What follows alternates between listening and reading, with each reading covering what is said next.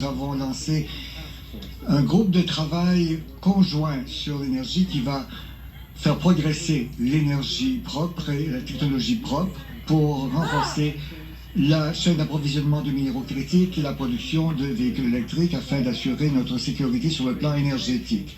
Une approche intégrée signifie que nous avons de bonnes classes, de classe moyenne pour les travailleurs des deux côtés de la frontière, ce qui va favoriser la croissance et la résilience de nos économies. Développer la chaîne d'approvisionnement des minéraux critiques est essentiel pour les batteries, les ordinateurs, les téléphones et les semi-conducteurs. Convenu de mettre en place un corridor transfrontalier pour la fabrication de semi-conducteurs.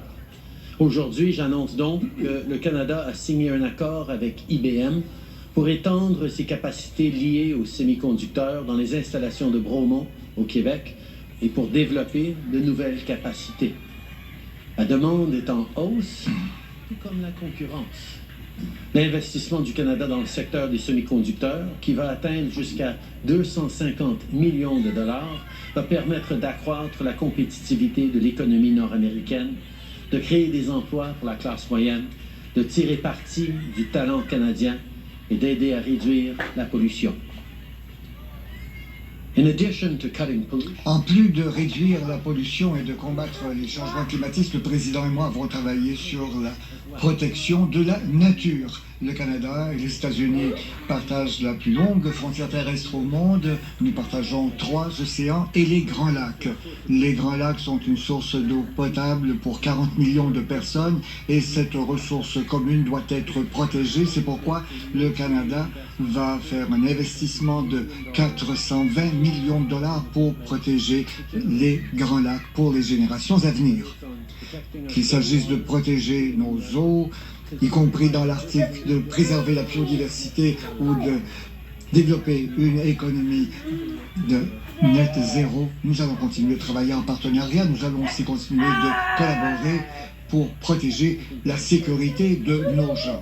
Ce qui veut dire protéger aussi les demandeurs d'asile, protéger la sécurité de nos frontières et protéger la force de nos systèmes d'immigration.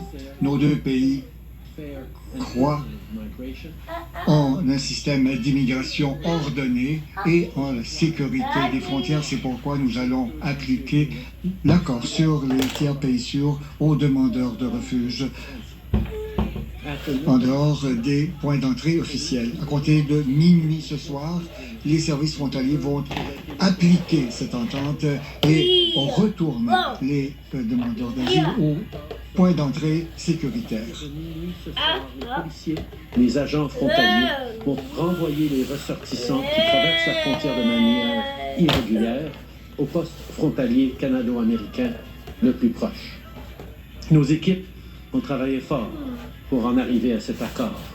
Tout ce travail va permettre de dissuader la migration irrégulière à notre frontière commune pendant qu'on augmente l'immigration régulière.